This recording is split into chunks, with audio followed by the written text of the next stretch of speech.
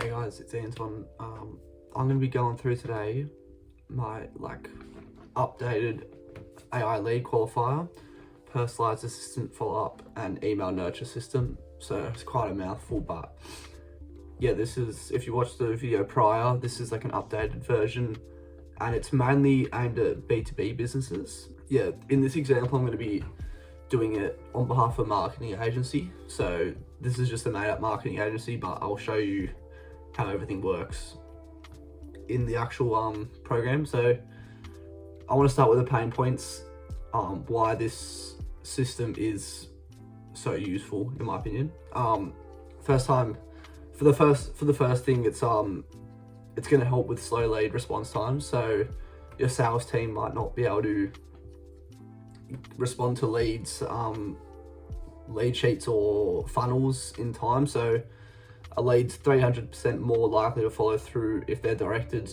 immediately to a CTA. So if they're immediately answered by after they fill out a form, for example. It's also going to help with lead qualification. So it filters unqualified leads that don't really suit what the agency or business is actually selling. So it saves your sales team time because they don't have to waste time on leads that aren't actually going to ever follow through. It also helps with lack of personalization at scale with email marketing. So obviously this uses inputs from the form that they fill out. It uses the uses inputs and then personalizes email subject and body based on what they said without the actual human having to intervene and write the email. So at scale, you can personalize basically sales emails. So it's going to save time and be more effective. Also, it features nurturing, so it's going to limit drop-offs. So if the lead doesn't respond to the first email within 3 days, we set up a thing where we've got a bot that checks every day to see if the lead has responded, and then after the 3rd day it alerts the Google Sheet or CRM, and then a second follow-up email is sent which tries to sort of re-engage the lead. And obviously you can repeat that as many times as you like, but I'm only going to do one follow-up after this, but you can enter them into an entire sequence with this. Alright, so I'll explain the process here briefly and then I'll jump into the actual program. So firstly, what happens is the lead fills out a form of interest. So that can be from social media, your website, landing page, whatever. It's like a jot form or a Google form even. Lead is asked about some questions that qualify them. This can be business dependent. So if it's a marketing agency, what's your ad spend budget? What's the time span you want to actually start with this? So that's a really good qualifying question. If the lead says just exploring, or if they say I want to start right now, that's going to really boost if they're qualified or not. And then after they've submitted the form, AI will rank the leads qualified level I've done out of 40. So if they're above 30, they're highly qualified. If they're above 20, it's moderately qualified, and if it's below 20, then it's not really qualified. It's not worth starting an email campaign. So then obviously it filters out between these. So there's 3 filters: highly, moderate, and then none. So none, they just stored into a CRM and no email sent. So if the sales team wants to, they can still obviously manually follow up with them because it's been stored in the CRM or Google Sheet or whatever, but it's not going to actually, the AI is not going to start emailing them. The highly qualified lead is going to get a completely different email to a moderately qualified lead. So a highly qualified lead, the CTA will be in the first email. So there'll be a link to book a discovery call on Calendly or Google Calendar, whatever software you use.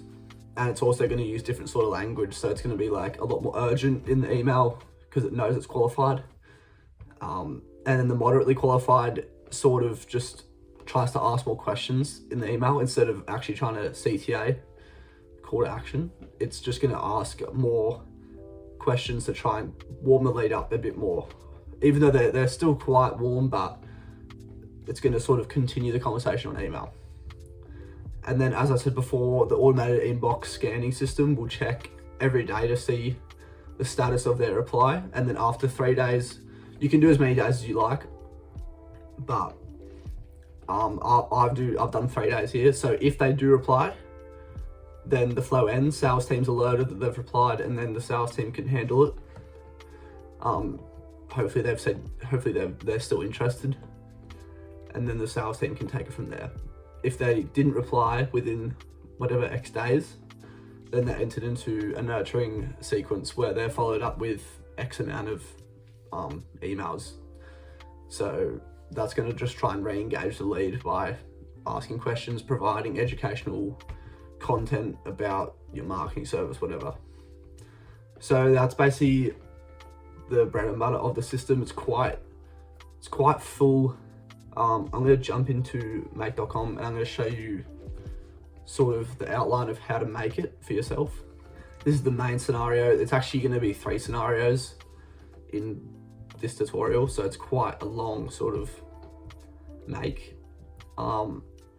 This is the main thing. So Jot form is where you're going to watch for submissions. So this is what the form will look like. You can obviously make it to it. This is what I've done. So first name, last name, business name, email, phone number, budget, ads budget. So that's 2 different things. So marketing services is what they're actually paying the marketing agency, and then the ad spend is what they want to invest in ads on Facebook or Meta or whatever. And then this is obviously can be changed to whatever the marketing agency wants.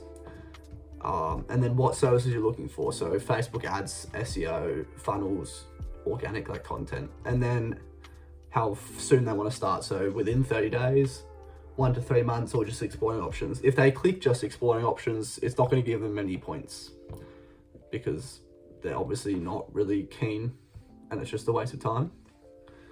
So then send that straight to a DeepSeek prompt.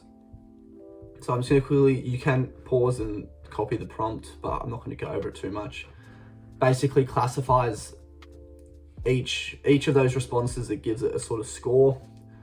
So because there's four questions here that can qualify them, so each of these is worth 10. So yeah, this can all be changed, but yeah, so some give them 5, and then some give them 10, some give them 0. And then you got to input obviously the Jot form, and then just output the score, nothing else. So 30, that's really important because you've got to use the filters, numeric filters after. And then you want to add that into a Google Sheet or CRM. So I've got that here. Then quite a lot of columns here, but yeah, that's basically everything. And then the rank will be sent into there. Now this is really important. This is the router. So this is what qualifies them basically. So bottom row, poorly qualified. I'll show you the filter for that. If the result of the DeepSeek, so the score, less than 19, numeric operator, it's sent down here and it just adds it to CRM. So you could do HubSpot, you could do Go High Level, whatever. So then you have decently qualified. So that is, the score is greater than 20, but it's also less than 29. So it can't be above. So make sure the system doesn't get confused. And then I'll go through the subject and body prompt after that. But yeah, this is the last filter, and this is for highly qualified. So anything greater than 30, they get sent up the top row. These are all basically the same, but I'll show you kind of what it is. This is to write an email subject. So again, you can pause, but yeah, following inputs, you need to use that name. It's really important because if they receive an email with their own name, they're gonna be more inclined to actually look at it. It's more personal. If their name's involved, they're like, oh, this guy actually wrote the email. They give an example, give some important instructions. That's basically it. So that's for the subject. And then you do the same for the email. So you can use GBT, but I'm using DeepSeek for this. It's a bit cheaper, but yeah, body. So notice how here I've got a calendar app link. So this is a CTA. So this is going to try to get them to book a discovery call because they're qualified. Use the following inputs. This is the exact same from the job form, and then output, example output. Yep, all good. And then it's the exact same for this. This is just a little bit different. So it's a bit less sort of demanding. It's more sort of trying to just continue the conversation, because they're not just, they're sort of moderate leads. They're kind of on the fence. So you just want to warm them up. Again, you can pause. It's quite similar. You can definitely write this. I wouldn't advise using my prompt. I'd advise just creating your own one, because every business is going to be different, but I'm just showing you sort of an example. Yeah, there you go. And then it updates the row. So all it updates here is the same row that they put on before. It gives them, it says, are they qualified or not? So down there it says no, here it says qualified. And then this is important, you got to put the time right there. So to do that, you do a curly bracket, now curly bracket. And that's gonna make sure that when your Gmail inbox scanner checks to see if they replied in the last 3 days, it can see when that first email was sent, and then if it's been 3 days, then it will send the second one. And then the actual email, so it's basically just deep seek, and then requested email, which is the email they entered into the form. And then you can, to make it look a lot nicer, you can, in brackets, in quotation marks, put a name, so it doesn't just come, it's not just sent from an email, it's actually sent from a name. In my opinion, that looks nicer. This is the exact same. So that's the main portion of this. Now I'm gonna go into the watching emails. This just watches emails. I don't even think there's anything in here. It watches basically every email that comes into my email, basically. That's going to obviously be the business you're working with's email, because you want the marketing agency's email, not yourself, but yeah. And then when an email is sent to me, so that's any email, it doesn't have to be, there's literally no filters, so any email, so this is going to be running quite a lot, depending on how many emails you receive, but yeah, so that if the email, this email is from the Google Sheet. So if the email in the Google Sheet, so for example, whatever they entered in the form, so if that email is the same as the email, the reply that someone just sent to you, or whatever email, if that's the same, then then you set up a filter. I don't even know if this is needed, but if email in lead sheet CRM is the same as the person who's just emailed you back, then update the row with yes, they've replied. So that's quickly skimming over the Gmail watching part of this. Now finally, this is the nurturing sequence. I only know one follow-up email, but you can obviously add as many as you want, but it's going to be just the same exact process. So as you can see, we've got 2 rows. This is for highly qualified and then fairly qualified. Obviously it's going to be a bit different for both. So search rows. If you want the date and time, so this column here, this is with the ISO time format, that, remember, with the curly brackets, if that is less than 3 days, so that -3, less than, then that triggers it. So if when that happens, then everything else happens.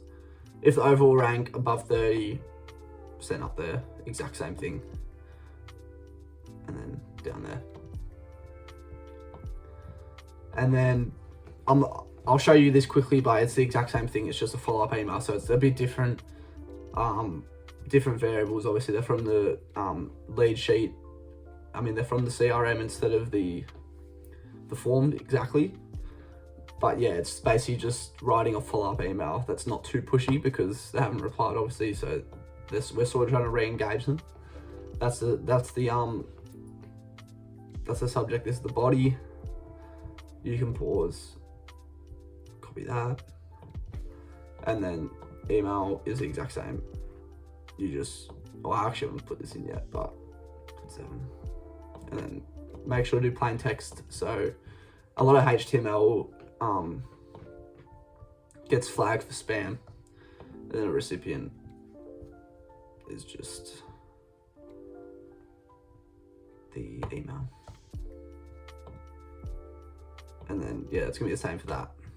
And then it updates the row, follow-up email sent, yes, follow-up email time sent now, so you can continue the steps.